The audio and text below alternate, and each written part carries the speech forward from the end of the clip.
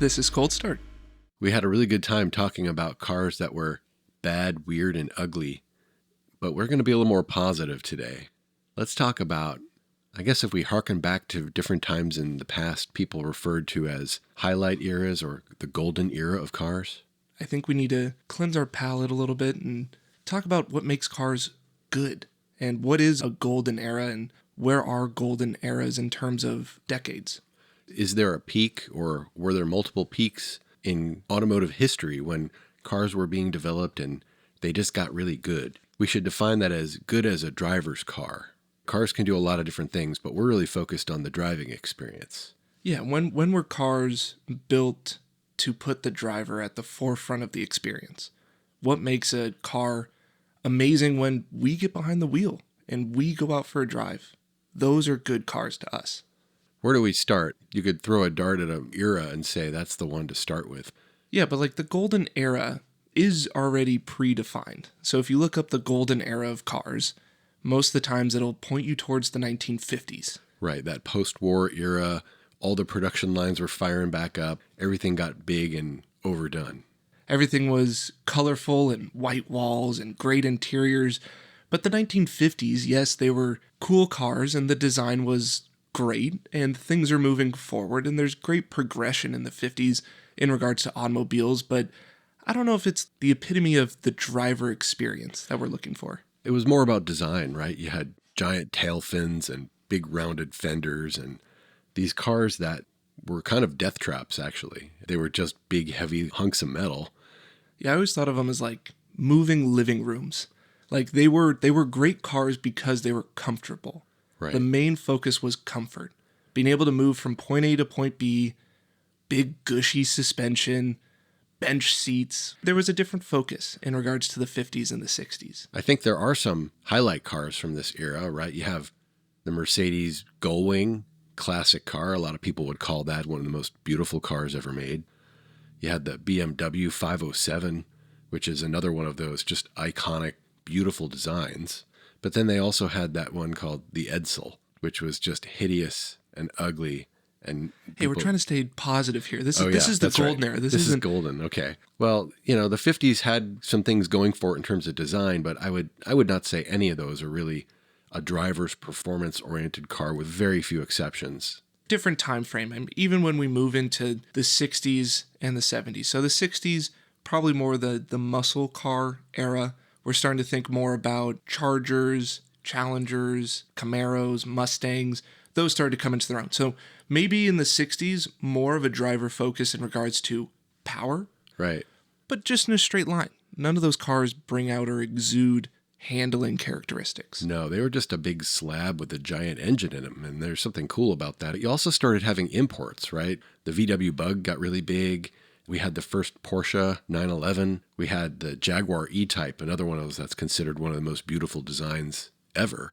They're still pretty old. Like it's an old driving experience. They'll give you a good experience for a car from that era, but nothing really matching up to modern day standards. Yeah, I guess those were the highlights of that era, right? If you look by and large of the cars, and not even the muscle cars, I guess they called some of those the pony cars, kind of not quite muscle car. They were okay. If you got in one now, I don't think you'd be particularly impressed. I think the average current new car is way better than almost anything from that era. Yeah, now as we move into the 70s, I think things started to get muted a little bit. The fuel crisis, I think, was in the 70s and things like that. So now we're more focused on not big motors or exuberant excess. Now it's econo boxes. It's a step backwards, I think, in the 70s. There weren't that many giant displacement cars coming out like we're at the late 60s, even early 70s.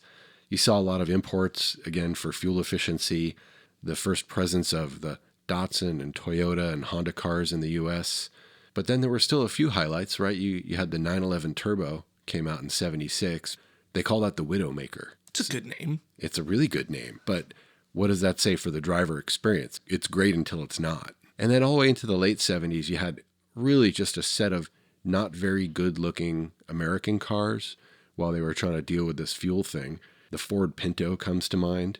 But at the same time, BMW, here they are in the late 70s coming out with the M1. The start of M. So then, if that's the 70s, what defines the 80s?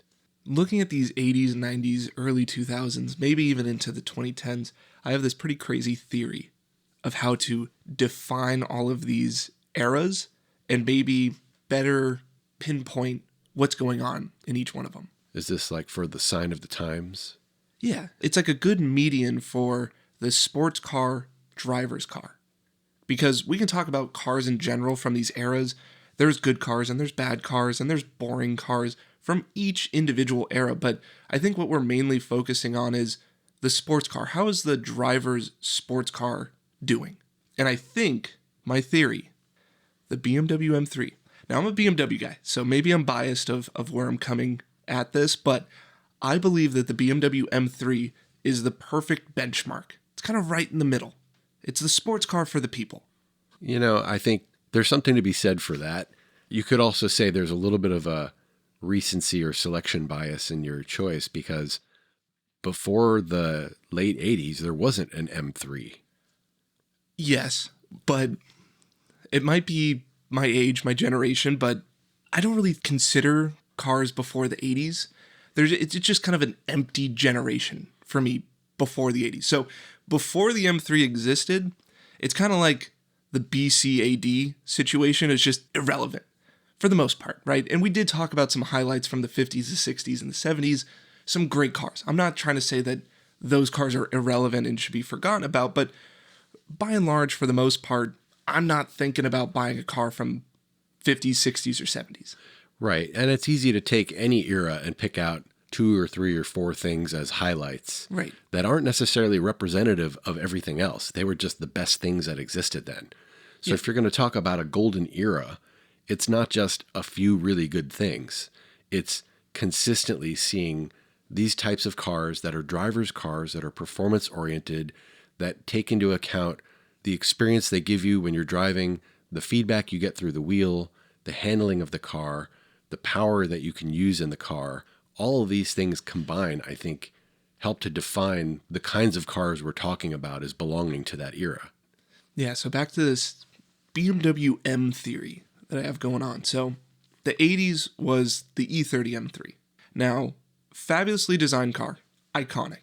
But the driving experience that you get from E30 M3 might not be what it's all cracked up to be. Now, I've driven an E30 M3, fortunately enough, on a track where you can actually push its limits and figure out what the E30 is all about. I was sorely disappointed with my driving experience in an E30 M3, and it was an Evo 2, so I don't even want to hear from the people, well, did you drive the best version? Yes, I did. The thing is that from the 80s, those cars didn't have that much power. Now, the styling was great, and the feeling, the handling, and everything like that, phenomenal. But having your foot down and really nothing happening is a little bit disappointing.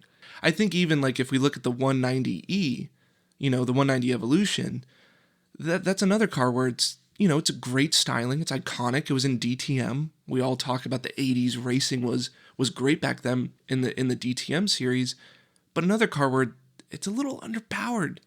And maybe this is why resto mods are becoming so popular we love the cars from the 80s, but the driving experience that we get from them isn't everything. And so I think, back to the BMW theory, E30 M3, when I drove it, a little underwhelming. E36 M3, now we're getting into the 90s. Now I own an E36 M3, so once again biased, but a little bit more power, still great handling, great styling, good interior, maybe not all the creature comforts you want in the world. There's some things in that interior that on a day-to-day basis driving it, not that great. I did put Bluetooth in, so I helped myself out a little bit there. Well, that makes it a resto mod. Slightly. But then now E46 M3. And I'm going to go through the generations, and then we can start picking apart each generation a little bit more. This is for Sylas's grand unifying theory of the M cars as representative of the market. Which I think it'll hold true. We'll dive deeper into each one of these generations of the 80s, 90s, early 2000s, and the 2010s, and we'll see if this theory holds up. All right. But E30 M3, underpowered. E36 M3, better power, maybe need a little bit more creature comforts. E46 M3, a lot of people will say that that's the best M3. It's the best looking one for sure. Yes. Now, I only have a bone to pick with the E46 M3 because they didn't come out with a sedan. I'm a big sedan guy, 4 doors for more activities. So the E46 for me, I've never owned one because I just couldn't get behind the whole coupe thing, but I've driven a handful of them. Lovely cars. Well balanced, great power. There's some good technology in them, but it's not overly complicated yet. There's some issues with them, but they're really easy to work on, really easy to fix. Now we move on to late 2000s, 2010 era-ish. Right, E90. E90 or E9X. E92, E90, E93, all the E9X category. But the V8, great car. I also have one of those. So I have an E36 M3 and an E90 M3, the 2 sedans. Love them. The E90, now we're talking big engine, naturally aspirated, a lot of technology in regards to creature comforts and stuff like that, but still feels very analog. Feels like a very much like driver's experience in that car. I'm not going to ruin too much. We're going to move on. Now the F80 M3, now we're starting to get into a different era of M3s because now we're going back in engine size, but we're adding turbos. So the F80 M3 is the first ever M3 to have turbos. It's the first non-naturally aspirated M3. In a way, this efficiency push was a lot like in the 70s, right? Where the displacement of engines started getting smaller and the turbo came along to help, boost power initially, but then was being used to kind of reduce displacement. Like we can use a turbo to offset the power that it has versus just give it extra. Right. BMW, in theory, could have done a twin-turbo V8 M3. God, could you imagine how amazing that would have been as the next generation? But no, the F80, they downsize it and add turbos to make the car more efficient. That was the main objective of the introduction in the technology. Now the car, yes, got more creature comforts, more updated things in regards to technology. The F80, I've driven a handful of them on track and still retains some sort of mechanical feel. Even though we've gone down this step of technology in the way of making things more efficient, kind of dumb them down, it still did feel a little bit more mechanical. Now the G80 M3, latest generation. I've also driven these on track a bunch of times. This is where we're going to the deep dive of technology. Once again, we're turbocharged. It's the second iteration of the eDiff, which to me is an arch nemesis. Now we're having technology trickle down into some of the mechanical items that are changing the driving experience, which, yes, the G80 is the fastest M3. Yes, it can create all this power, but is that driving experience that you get at the limit better? Well, when they're having to pipe sound into the cockpit because the sound of the engine isn't that great, I think we're starting to go off the rails a little bit in terms of the driver experience, right? Sound is an important thing for that overall feeling you get from the car and the experience that you have driving it, right? Right, and that's using technology not to enhance the driver experience, but trying to artificially create it. And that whole pumping the sound through the speakers, that started with the F80. So the F80, when they put turbos on M cars, that's when we got this shift of not using technology and advancement to make things better and better and better for the driver, but now we have to use technology to make things more environmentally friendly, more efficient, better for our wallets, but taking the driver kind of out of the driver's seat a little bit. Drive-by-wire is another one of those things where the feeling that you get through the steering wheel of what's going on the road, what your tires are feeling, it removes you from that. And yeah, a lot of work has been put into getting the computer systems to be sophisticated enough so that they can have a drive-by-wire system that maybe could rival an old analog or rack and pinion type of a system. But there's still that conflict, right? They're taking away from the driver experience at the benefit of these other dimensions, but they're now trying to make up for that. Yeah. So, I mean, in summary, as we talk about this bell curve of cars advancing to become better and better driving experiences, and we're trying to pinpoint where is that peak? When did it all go wrong? Because I think a lot of us can agree that these modern cars don't give us the same experience that these older cars gave us. Now, if we look at my BMW M theory, so the 80s got better in the 90s, early 2000s, really big, good jump. arguably we're still increasing into the 2010s, into Right. the E90 chassis. Like, I know people can argue that the E46 is better than the E90. I can also argue that the E90 is better just because it's like, dude, it's a naturally aspirated, motorsport-derived V8 engine in a sedan. Like, that's crazy that they did that. Yeah, these are drivers' cars. There's no Yes. question of that. You can split hairs about the specific elements or characteristics of them, but I think you're onto something where around the 2010s, we saw quite a few different cars, not just BMWs, Yeah. but in the BMW world, probably the pinnacle of this M car design. I might argue that the M5s, since you're into four doors, peaked earlier than the M3s. If you look at the power plants that those cars had, the technology and the things that were brought into those. But I think there's this window that somewhere between the mid to late 90s and let's say the 2010s or maybe as late as the mid 2010s in some ways, but that's probably the outer boundaries of what we're talking about, where multiple manufacturers were making these cars. The technology they were using was helping to make a better driving experience. Yeah, there were other aspects of it that made it safer or more reliable or better for your passengers. That's also true. But in terms of just the raw experience that you get from the car being behind the wheel, whether that's on the road or on the racetrack, those cars, I'd say, again, late 90s to 2010, maybe early 2010s, that's the sweet spot. Maybe that's the golden era. Yeah. So if I had to pinpoint the answer of when did things go wrong? When did this bell curve start to lose momentum and come back down? It's when BMW put turbos on the M3. So the beginning of the F80 chassis was the beginning of the end of good driver cars. So I'm going to point 2015, give or take a couple years, I'm going to say that 2015 was when technology moved from increasing the driver's experience and creating amazing driver's cars to shifting that focus and adding that technology to make creature comforts and taking the driver out of the driver's seat. Yeah, turbos were there. Cars were getting quieter. They started the downward trend for drivers' cars in this period. They were pumping in engine noise. In the 2015 era, we started introducing screens. This wasn't a thing in cars previously. Like Bluetooth, I will give you, was a great technological development. It was great for drivers and passengers. In that 2000s to 2010s era, Bluetooth became a mature technology so that you could bring your music with you and get on the phone or whatever you need to do in the car.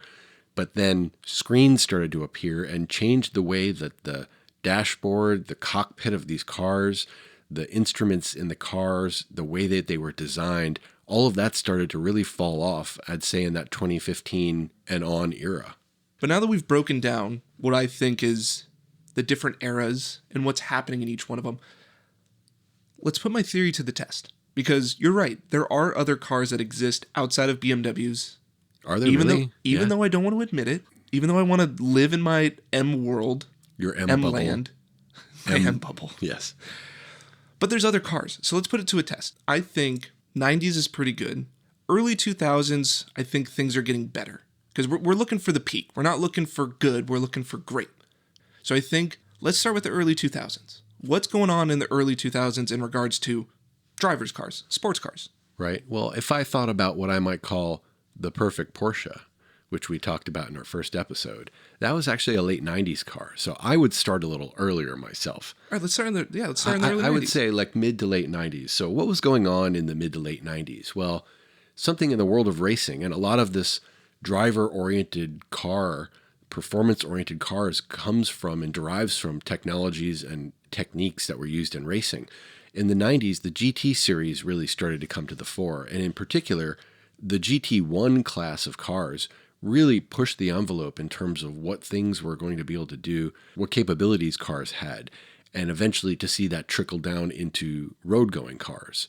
So you have the Porsche GT1, you have the McLaren F1, you have these cars that were designed as race cars and eventually homologated, and we saw street vehicles come out of that technology. Yeah, and also in the 90s, probably my favorite category of racing, which is touring car racing. So the 90s BTCC championships were phenomenal. We're looking at little four-door, basically family cars duking it out on the track. Right. So even in regards to like your normal Econo box on the road, there's still some motorsport derivative that comes into that vehicle, which makes them good driver's cars. Like if they're good on the racetrack, to an extent, they're going to be good on the street. Yeah, and that wasn't happening really prior to that. In the 80s, there wasn't really much of that. We didn't see a whole lot. DTM. Yeah, and rally, right? We saw a little bit of that in the maybe mid to late 80s. Yeah, but DTM was like the upper echelon cars. Like we're talking about the M3s and things of that nature, where in touring car, well, and there was touring car in the 80s as well that was really good, but when we move into touring car in the 90s, we're talking about 4-cylinder cars. Right. We're not talking about, top of the line. We're talking about 318s in regards to BMWs and Toyota Corollas duking it out on the racetrack. That's cool. Yeah, that's cool. I'd say in terms of the ultimate performance car experience, it might not quite match up, but I can grant the fact that seeing those cars wheel around, having them tuned for performance was a cool thing. Well, and it's one of those things where like we're not talking about like the upper echelon. We're just talking about like good driving experiences. And for the most people out there, we're looking for just good driving cars. It doesn't have to be the most expensive thing in the world, just that they're fun to be in. Fair enough. So this 90s era where we had technology from racing starting to come down into the street cars, let's call this the CD era. You could rattle off a long list of cars from the mid to late 90s that are now held up as the best in class, the best examples of things that people want to go back to. You had the Honda or Acura NSX. You had the Mark IV Supra. You had the E36 BMW. Yeah, I threw you a bone, Sylas. Thanks. We've talked about the 993 era of Porsche 911. There's a lot of cars, the McLaren F1, the FD, Mazda RX-7. Hey, don't forget about the Americans, the Corvette. There was a big jump. The C5? Yeah. The C4 was not the best Corvette that ever came out, let's just say. The C5 was a huge leap forward in the 90s, for sure. And I think we saw that carry over into the 2000s, right? We've talked about before. People weren't sure there was going to be a 2000s. The world was all getting mysterious and things. And so now we find ourselves fast forward into this new millennium where the technology and the generations of cars are continuing to change. This is the period when the E46 came out, the E39 M5, which I would argue is peak M5. Mm-hmm. The 911s went through a weird transition where at the end of the 90s, they shifted from air-cooled to water-cooled, and we don't have to get into the religious discussions. But the first generation of those water-cooled cars was not Porsche at their best. Those early Boxsters, the 996, yeah, they're purists who might say that those were somehow better cars. But by and large, in terms of design, in terms of the overall driver experience, I don't think most people will call those out as pinnacle. We went from, let's call it the CD era to the CD and aux-in era, right? When 2000 came along. I like this audio comparison. It's part of the experience of being in a car. It's not the performance experience. It's not the driving experience. But, not every day is driving at the racetrack, unfortunately. But we do go on cruises. We want to be in the car and comfortable and listen to our tunes and do that kind of stuff. So these were, technological improvements that were helpful. We started to see the very first introduction, which one could argue might be a slippery slope toward things that went bad, but traction control and stability control in cars, to the point where the power in these cars continued to increase, right? There was sort of a plateau in the 90s. Yeah. The Japanese manufacturers all had this sort of collusion where that's right. They agreed that a car could never have more than what was like 279 horsepower or something like that. They were all rated at that, even though they had more. But now people broke through when 2000 came, and we started to see 300, 350, almost 400 horsepower cars needing to use the technology to build systems to help us manage this newfound power that we were putting on tap for anybody who could roll up and buy a car. The early 2000s is definitely an era where there is this big jump in technology, but it's still very much focused on improving the driver's experience. And we're just talking about sports cars, right? Where the point of a sports car is the driving experience. But with these manufacturers, they are really honing in on what they can do to make it better to drive. So a little bit more power, maybe some of those electronics that you need because we're dealing with more power to make sure that people don't hurt themselves or things of that nature, but also more creature comforts. The interiors are nicer. You can't argue that the interior on an early 2000s car is better than a car from the 80s and the 90s. It just is. Yeah, the materials got better. The technology for how they developed those materials improved.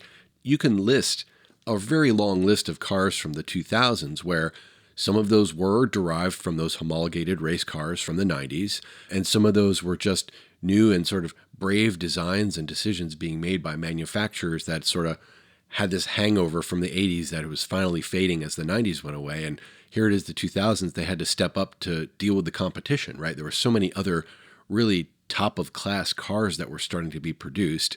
You couldn't just hang back or you'd go away. And we did have a lot of old classic brands die on the vine in the early 2000s as well. So along with that, how are you going to compare yourself if you're some old outdated company without any new ideas?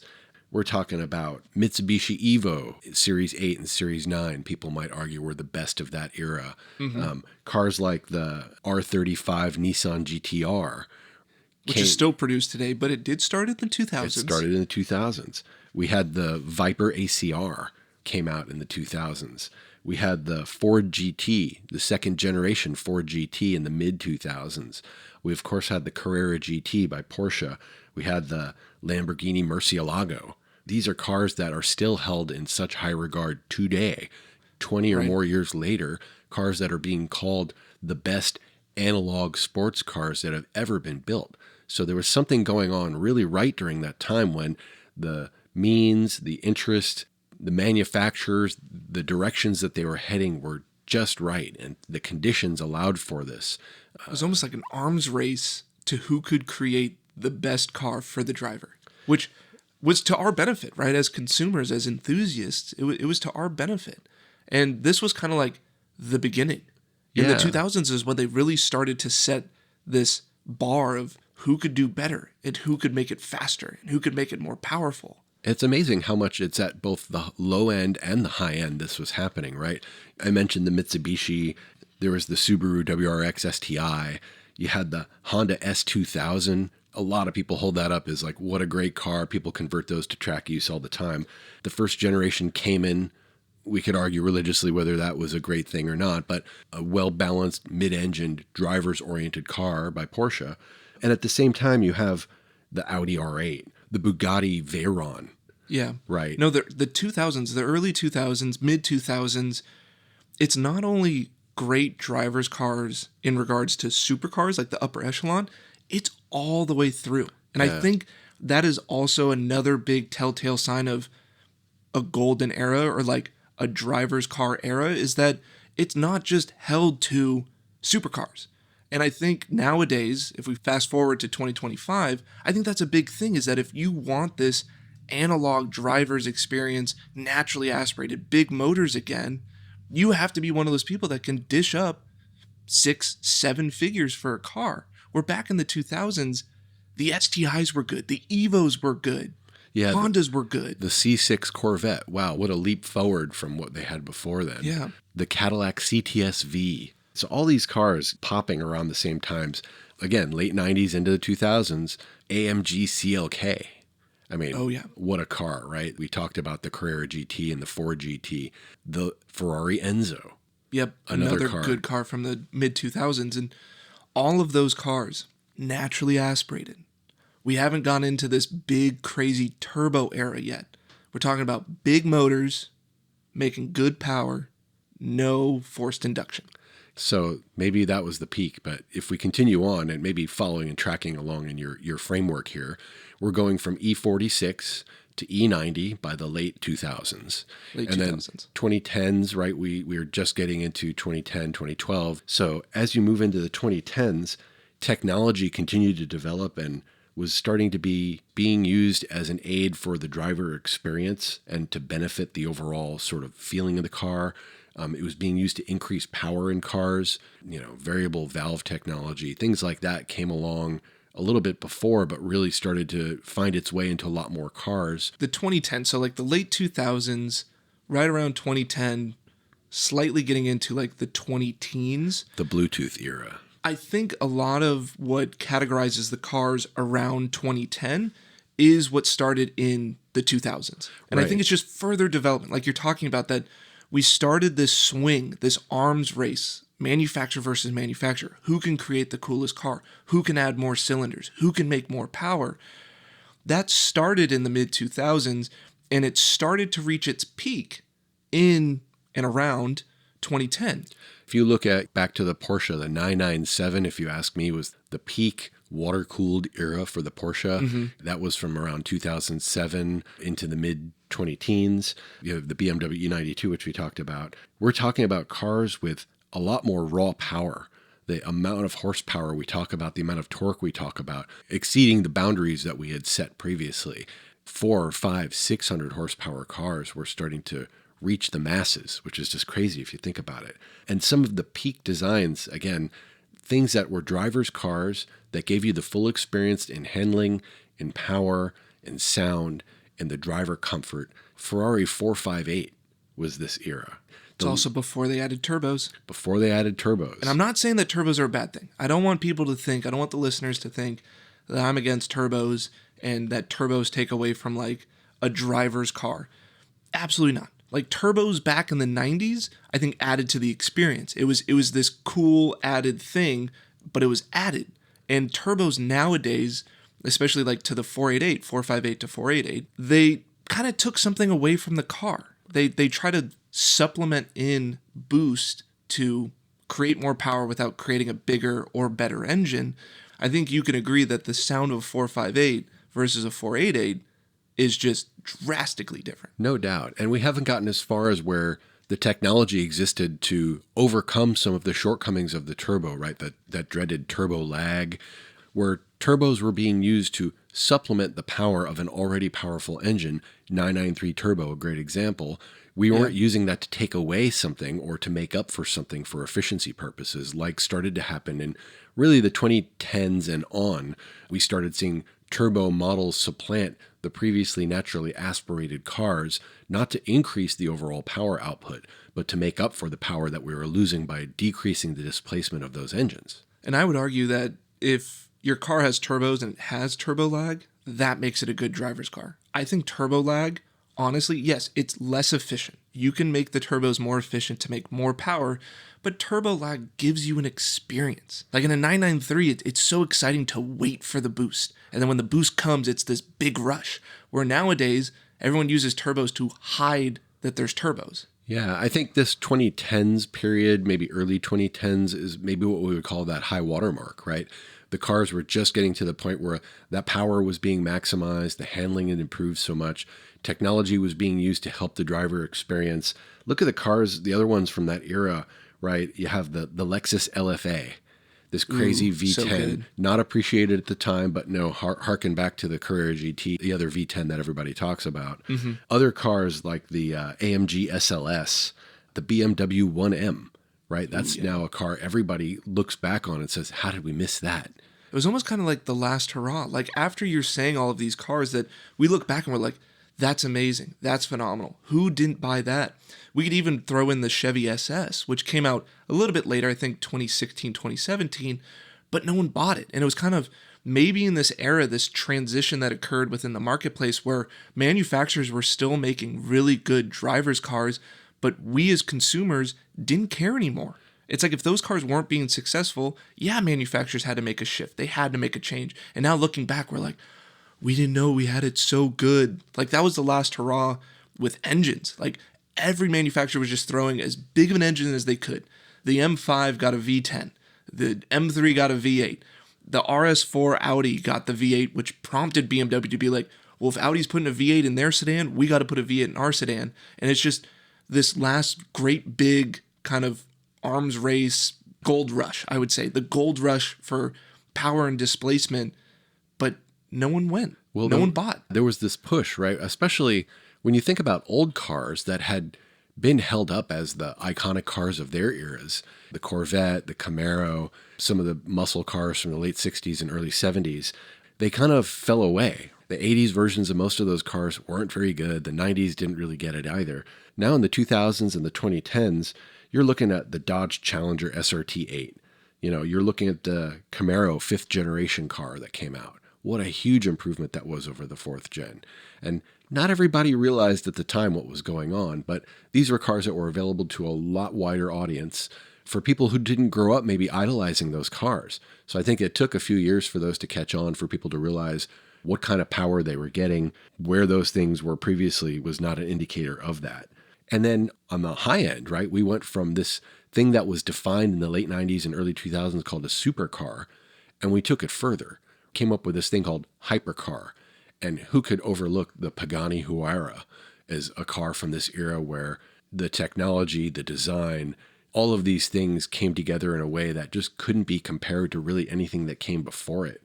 Some might argue it was an amalgam of some other components, right? Hey, AMG engine and whatnot. Ultimately, the goal there was to develop and to deliver the ultimate driver's experience in a car. I would also argue, as a Porsche guy, the 991 is when it started to go wrong for Porsche. Now we're talking the mid-2010s. Actually, earlier than that, we were talking about 2012, 2013, when we shifted from the 997.2 generation to the 991. Not a lot changed for good there. Mm-hmm. The design of the cars didn't change except to make them a little bigger. Things got heavier. We started slapping turbos on more things. The differentiation between those models started to be less. I think that early 2010s era, the E90, E92 era that we're talking about in the BMW world, really was that peak, right? We didn't see any other cars come after that. By the time it was the 2015s, we were beginning to get hybridized cars. You know, the Porsche 918 was a really great power plant that we slapped an electric engine onto to give it more power instead of finding a way to develop that engine in a naturally aspirated way or in a natural way to increase the power it was creating. Right. I want to go back to the Pagani Huayra because I'm surprised that came out in 2011. Like, unbelievable car, right? Like, that looks like a timeless design. They've just transitioned to their next generation a handful of years ago. But even looking at Pagani as an example of this transition that occurred right at the mid 2010s, if you compare the Pagani Zonda to the Huayra, the Zonda is the better driver's car. Mm-hmm. It's just raw and amazing and spectacular. And the Huayra is equally as spectacular, but the focus is more on creature comforts. It's a better daily usable Pagani, which is a weird thing to say, but that's the fact. And, you know, if you wanted this raw analog experience, you would rather have the Zonda than the Huayra, which for most of us, this is irrelevant information, but it's more to drive the point home that something happened in this era. Now let's jump into the hypercars, because I think when we talk about hypercars, we talk about the Holy Trinity, and that started in the mid-2010s. That's when we had three cars. We had the McLaren P1, the Porsche 918, and the Ferrari LaFerrari. Now, all of these cars utilized hybrid systems, which was a step away from what supercars were before that, which was just big, naturally aspirated engines. To be fair, the LaFerrari and the 918 did use naturally aspirated engines, but they were tacked on to a hybrid system. The P1 had some turbos on it, but once again, hybrid. But now we're getting into this point where it's transitioning. If you want the naturally aspirated, if you want these crazy motors, you're going to have to look at the very top of the market. You're going to have to pay up for them. Down on the consumer level, that's where we're seeing a lot more turbos being added to cars, sounds being pumped in through speakers. The experience of a sports car is now starting to become artificial. This is where they were the replacement for displacement, the turbos that came out, versus the enhancement to displacement that you had in the cars. So maybe you give a pass to the McLaren P1 for that reason, but the hybridization of these cars, it's only 10 years ago that those cars came out, and the people I know who have them have an awful time getting them serviced. They have to keep them on the battery tender. They have to keep them charged. The early technology, the electric technology that was making its way into those cars wasn't very good yet, right? There was no infrastructure for it. Everything was a one-off.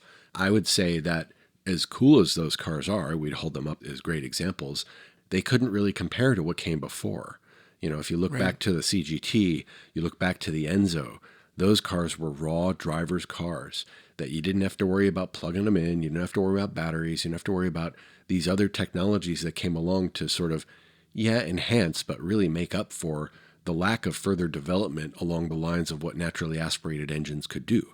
Yeah, and yes, the LaFerrari is faster. than the Enzo. Yes, the 918 is faster than the CGT, but I think that brings up a great discussion, which is power and more power is not necessarily the answer to a better experience. There's so much more that goes into it than just having a bunch of power. There's the noise, there's the feel, the sensation, the connectivity to the car, the connectivity to the road. All of these things are factors into making drivers' cars.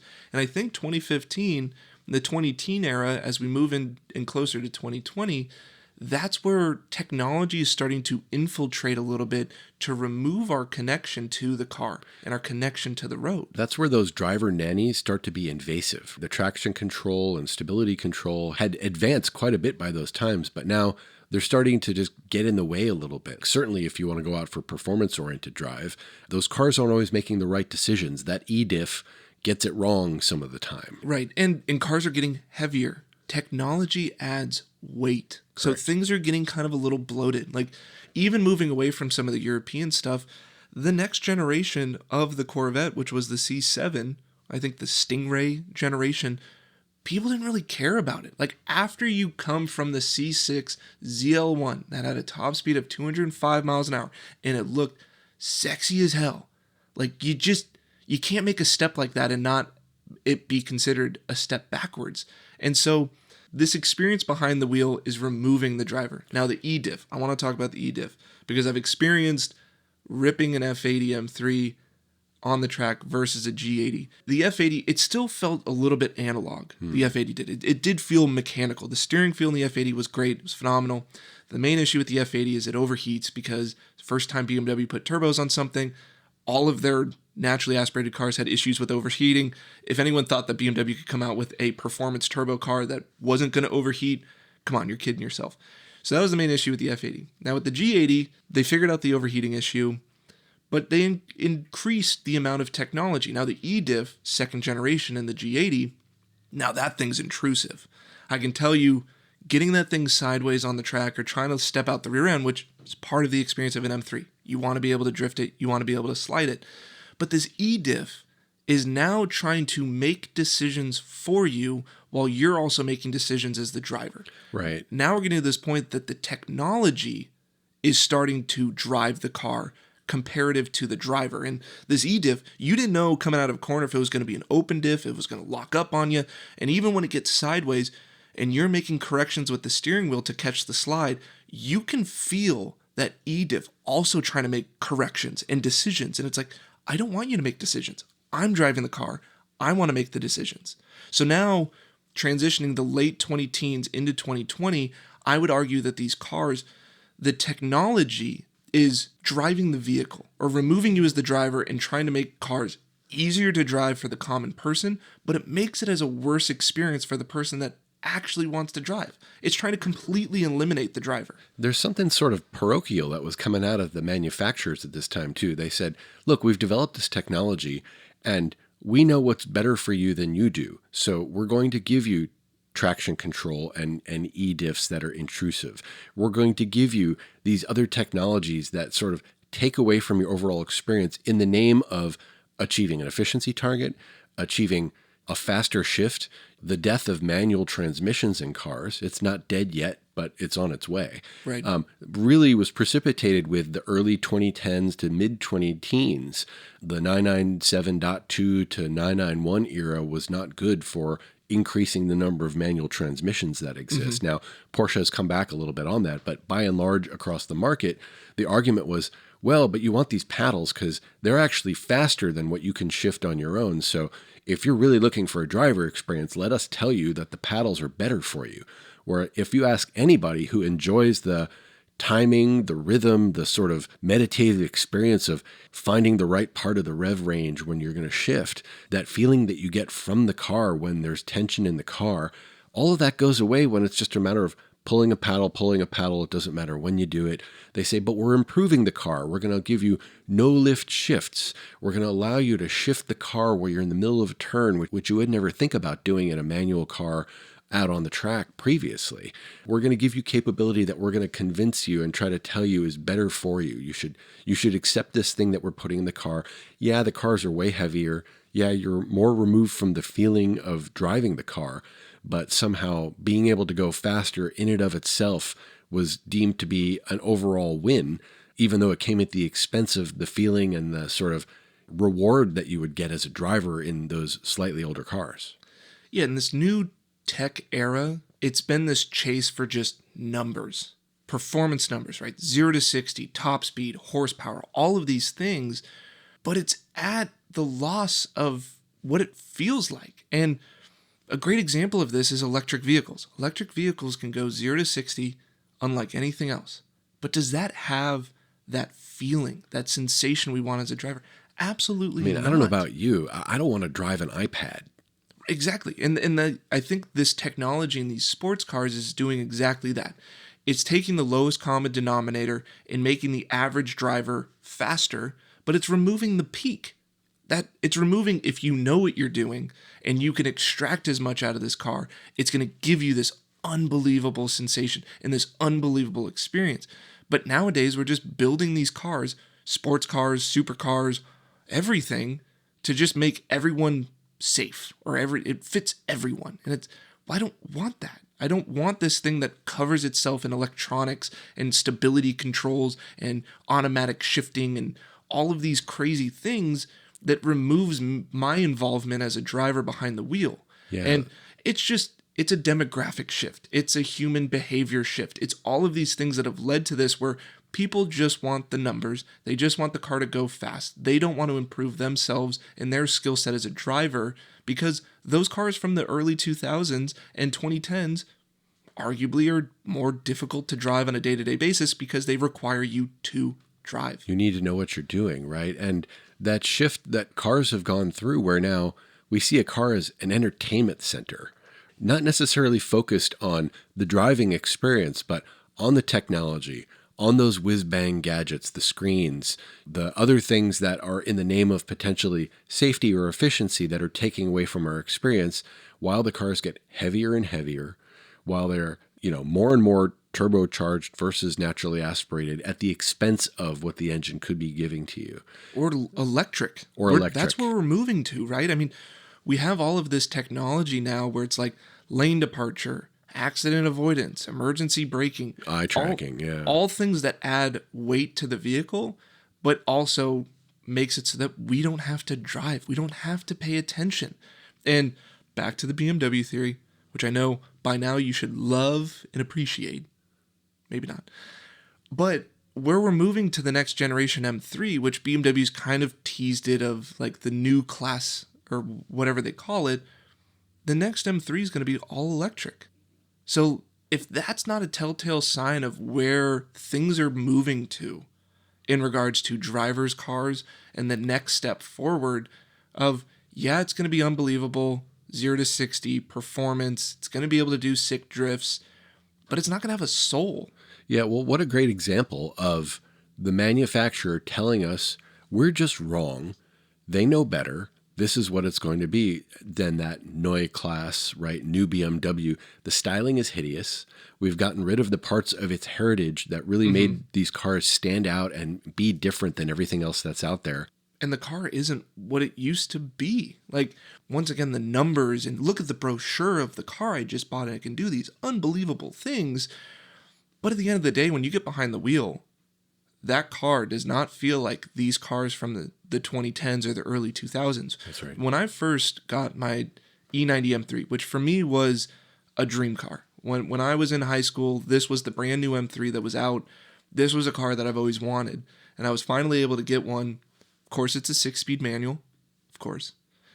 But driving that car around in stock form, there's no modifications on it.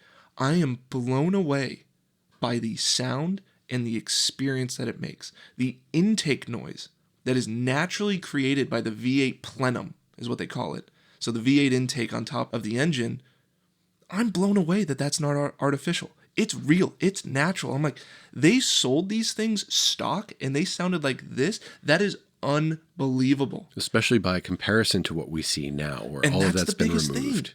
Yeah. Because it's artificial. And you get in that car and you're like, That's real. But don't you know, at some point, don't we want that? The cars are just going to drive themselves. You don't even need to do anything anymore. The driver experience is just that AI drives your car. Basically, the best situation for enthusiasts on a more affordable level is whatever Hyundai's doing with their electric vehicles, their newest electric hatchback that has like the paddle shifts for the electric and it makes artificial noises. That's the best we have nowadays. Right. That's so sad. You know, I think as cool as that can be in combination, it takes away from so much of this, the rest of this experience, this commoditization of things too, right? Where things all start to look more alike over time, even though there's ostensibly some differentiation. What you get from mark to mark isn't even that different anymore, right? Especially when we're so technology focused. You get in a car and it's just screen. And it almost doesn't matter what brand it is. You get in a car and there's just screen looking at you. Yeah. People have forgotten that the tactile sensation of flipping a switch, pushing a button. There are finally now manufacturers that are saying, you know, that was a lot safer in cars. In the name of safety, they put all this technology in there. And now they're saying, whoa, we think we got it wrong. Like you shouldn't need to go 6 menus deep to turn your air conditioning on or off. Like that's just, we went too far. We went in the wrong direction. The point at which the car is doing things for you as opposed to assisting you to get the most that you can out of the car. That's the differentiation. And that's the point where we are now that causes us to look back. One other thing I'd say is there became this commoditization of the car market. And as much as we all love to sit on Bring a Trailer or any of those sites, the idea of cars as investments, cars as collectibles, got to a point where that consumer focus took over and people are now trying to game out what the future collectible or expensive car is going to be because of future appreciation. I'll say people aren't always buying these cars to enjoy them. Right. They're buying them to collect them, to keep them like an asset or a security, to use them as a way to trade for some other less interesting way of trying to invest their money. The mindset of what you get out of your car has just shifted. And I'll say this is, again, around the mid-20 teens, this change occurred. And I think looking at BMW, looking at Porsche, looking at Audi, looking at the cars that used to be among the enthusiast cars out there, they've sort of lost their way. And I think that's an indication that we need to look back in time. And it does feel like that, you know, mid-2000s to mid-2010s really starts to look like that pinnacle. The number of cars we can name from that era that both of us want, right? If we had an infinitely sized garage, I think it would be full of cars from the 2000s to the 2015 era. Yeah, there'd be stuff from outside that as well, but that would be the most highly represented, the peak of automotive design, engineering, and the golden era of driver experience. I want to be hopeful for the future with cars and that there can be a shift within auto manufacturers, but unfortunately, the way that I see along my theory with where BMW is going with their M division and their M cars, it's tough to be excited as an enthusiast for the next car that's coming out. And fortunately enough, used cars are an option. And for any enthusiast that's listening, this isn't, you know, pinpointing what the next collectible car is. Like you were talking about, this isn't for that. But if you're young, say late teens, getting into your early 20s, and you want to get into cars, but there really isn't any new car that strikes passion in you, look back to these older generations. For us to talk about the early 2000s and the 2010s so strongly, that should give you a good indication that those are going to be good cars as an enthusiast to get into. But if you do go back and you do choose to buy one of these used cars from this generation, do everyone a favor and actually drive it. Don't hoard it away. Don't collect it. Even if you're an older person thinking about what to do and you're out there shaking your fist at a cloud because, you know, that's what we do. I'm not that old. Looking back to that era of cars, it was easy to miss everything that was going on. There were so many cool developments. There were so many cool marks, cool models coming out, developments in technology, developments in things that gave you that driver performance to the point where now we take it for granted. It was happening so fast. There was so much going on, right? And we were just sort of losing sight of it. Those cars exist. They're there. They weren't all crushed like the cars that came, 20 years before it because they didn't meet whatever standards or requirements. They were built a little bit more to last. Yeah. So I think looking back on what you get out of a car, if I think about what are the kind of cars I'm most excited about, there are vanishingly few new models of cars that I actually want. I mean, yeah, budget notwithstanding, there might be a few things that you call out as you did. You know, a Gordon Murray car is still going to be amazing. But they're expensive. They're There's crazy not a expensive. fun, cheap car It's anymore. not a realistic option for 99.9% of people. So by looking back in time, you can actually go recapture those things that existed when the world was a little bit of a different place. We weren't so fixated on taking pictures of ourselves and sharing them with other people all the time. It was really more about what was in front of you, the experience that you have behind the wheel, in the car, going out for that cruise, going on that road trip, driving on the racetrack. Those experiences that are getting harder and harder to find. Those cars were developed around that mindset and that era and those sort of activities. Another reason perhaps why there were so many that we would call out as being part of that golden era. So I don't think I was too far off of my analysis that everything started to go downhill when BMW put turbos on M3s. Yeah, I'd say that was about the right timing of that, plus or minus. Yeah, you know, there's good cars still, but there's a lot fewer of them if you were to rattle off a list like that. So, okay, I'll give your grand unifying theory of M cars some credit and some credence, I'll say. The M3 theory. Tell your friends. Well, thanks, Todd. Thanks, Sylas. This has been fun. Thanks for listening. This has been Cold Start.